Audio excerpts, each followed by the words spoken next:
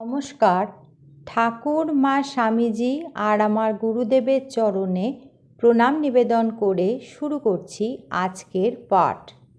আজ আমি আপনাদের শ্রীমৎ স্বামী ভূতেশানন্দজি মহারাজের বলা সুন্দর একটি গল্প দিয়ে শুরু করব।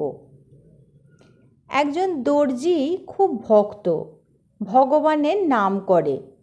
একদিন খুব বলছে, ভগবান এত করে ডাকছি, তুমি কবে দেখা দেবে? ভগবান বললেন, আচ্ছা, কাল তোমার কাছে আমি আসব। সে সকাল থেকে অধীর আগ্রহে অপেক্ষা করছে কখন ভগবান আসবেন। এমন সময় দেখলো একজন ম্যাথর ঝাড়ু দিচ্ছে। দর্জি বলল, এসো ভাই, এই শীতে ঝাড়ু দিচ্ছ, একটু চা খেয়ে যাও। সে চা খেয়ে খুব আনন্দ পেল। এবার দর্জি দেখল ওই ঠান্ডায় একজন মা তার বাচ্চা ছেলেকে কোলে করে যাচ্ছে। দর্জি তাকে বললে, এসো একটু চা খেয়ে যাও। মহিলাটি এসে চা খেলেন। দর্জি বাচ্চাটাকেও কিছু খেতে দিল। তারা খুব আনন্দ করে চলে গেল। এবার দর্জি দেখল একজন ফলওয়ালা খুব গোলমাল করছে। সে গিয়ে ফলওয়ালাকে জিজ্ঞাসা করল, কি হয়েছে, এত গোলমাল করছো কেন? তখন ফলওয়ালা বলল, বাবু, এই বাচ্চারা ফল খেয়ে পয়সা দেয়নি। তখন দর্জি বলল, ঠিক আছে, ওরা দেয়নি, আমি পয়সা দিয়ে দিচ্ছি, তুমি ওদের ছেড়ে দাও। পয়সা দেওয়ায় বাচ্চারা ফল নিয়ে খুশি হয়ে চলে গেল। এবার সে ভাবছে, ভগবান তো এলেন না। রাতে আবার প্রার্থনা করছে, কই সারাদিন চলে গেল, ভগবান তুমি তো এলে না। ভগবান তখন তাকে বলছেন, আমি তোমার কাছে 3 রূপে 3 বার গেছি। ওই ম্যাথর যাকে চা খাওয়ালে সেই আমি। ওই মা ছোট্ট ছেলে কোলে করেছিল, সেও আমি। আর ওই যে ছোট্ট ছেলেগুলো খুশি হয়ে চলে গেল, যাদের তুমি ফল খাওয়ালে, ওরাও হচ্ছি আমি। কাজেই আমি সর্বভূতে, কিন্তু কেউ আমায় চিনতে পারে না। স্বামীজি বলেছেন, বহুরূপে সম্মুখে তোমার, ছাড়ি কোথা খুঁজিছ ঈশ্বর, জীবে প্রেম করে যেই জন, সেই জন সেবিছে ঈশ্বর। ভক্ত সঙ্গে প্রসঙ্গ করতে করতে নির্দিষ্ট সময় উত্তীর্ণ হয়ে যাওয়ায় সেবক মহারাজ ভক্তদের উদ্দেশ্যে হাত দেখিয়ে দিতে বললেন পূজনীয় ভূতেশানন্দজি মহারাজকে। তখন মহারাজ সমবেত ভক্তদের দেখিয়ে, এখনই হাত দেখালে এরা আমায় গালাগালি করবে, বলবে যে আমরা কি বানের জলে ভেসে এসেছি? তা তোমরা বানের জলে ভাসবে কেন? আমি গঙ্গাবাড়িতে তোমাদের ভাসিয়ে দেব, তোমরা ব্রহ্ম সমুদ্রে গিয়ে মিশে যাবে। এইরমভাবেই মজা করতেন স্বামী ভূতেশানন্দজি মহারাজ। ভক্তরা সকলে দরজার বাইরে দাঁড়িয়ে আছে। পূজনীয় মহারাজ সব দিক ভালো করে দেখে নিলেন। এরপর সেবক সুপ্রভাত মহারাজকে মহারাজ ইশারায় কাছে ডেকে চুপি চুপি কিছু বললেন।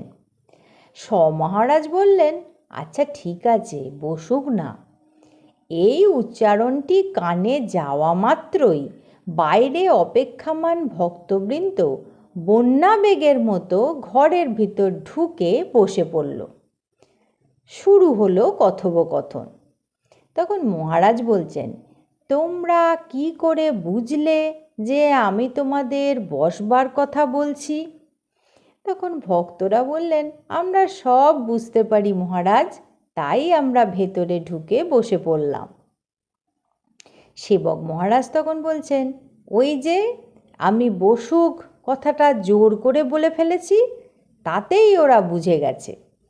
তখন ভক্তরা বলছেন, মহারাজ মায়া কেন যাচ্ছে না?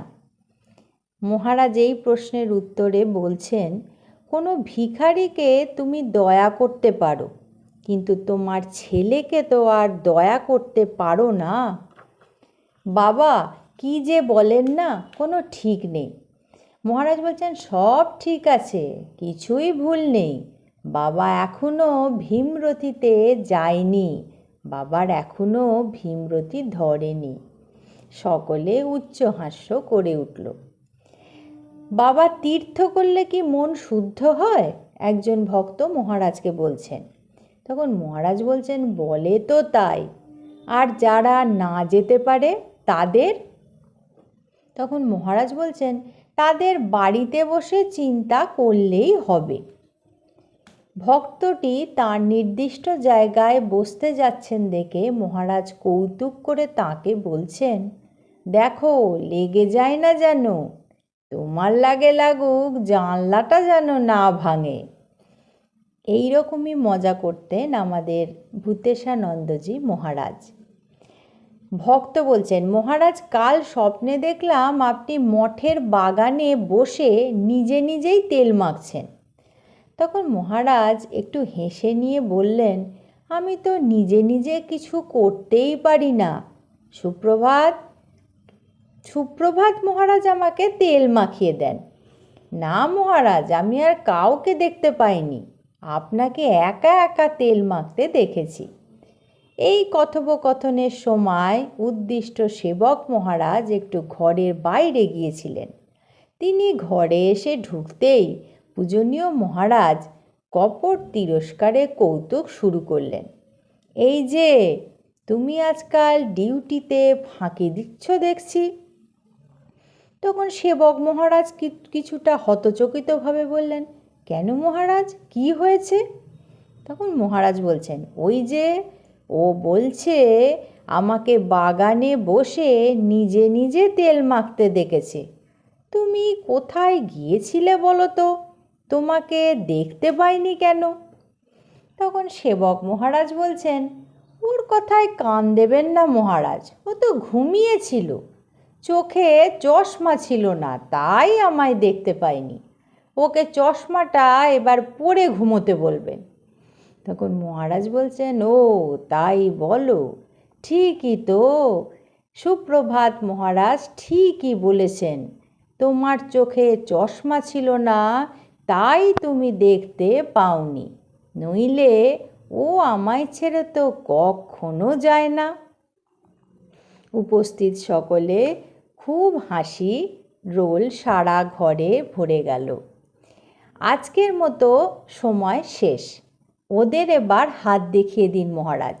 তখন মহারাজ বলছেন, সে কি, আমি তো এখনো শুরুই করলাম না। শোনো, স্বামীজি এক জায়গায় বক্তৃতা দিচ্ছেন, দূর থেকে একজন ঘড়ি উঁচু করে দেখাচ্ছে। স্বামীজি বলছেন, কি হলো, ঘড়ি দেখাচ্ছেন কেন?